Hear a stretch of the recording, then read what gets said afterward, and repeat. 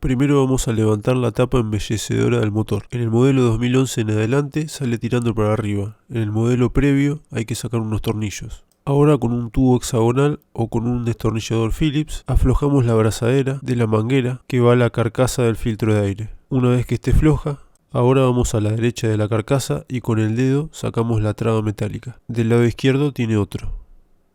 Ahí la sacamos.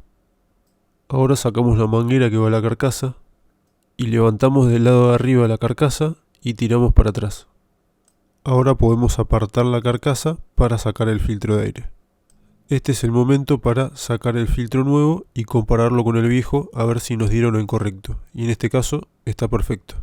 Como podemos ver, el filtro de aire viejo está muy negro. Yo lo cambio por kilometraje, cada 10.000 kilómetros, pero podrían sacarlo y verificar el estado. Si lo ven muy negro, podrían cambiarlo antes de tiempo, si están circulando por lugares muy polvorientos. Ahí vemos el portafiltro y vemos que está sucio.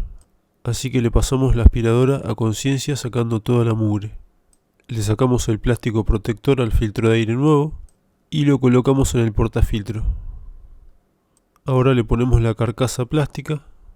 Va primero adelante con unas trabas plásticas y la parte de atrás empujamos hacia abajo.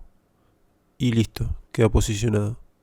Ahora le ponemos la traba metálica de la derecha y la de la izquierda.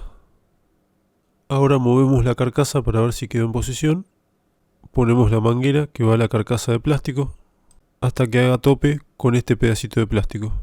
Ahora ajustamos la abrazadera y para saber si quedó bien apretada tratamos de moverla con el dedo y si no gira quedó perfecta.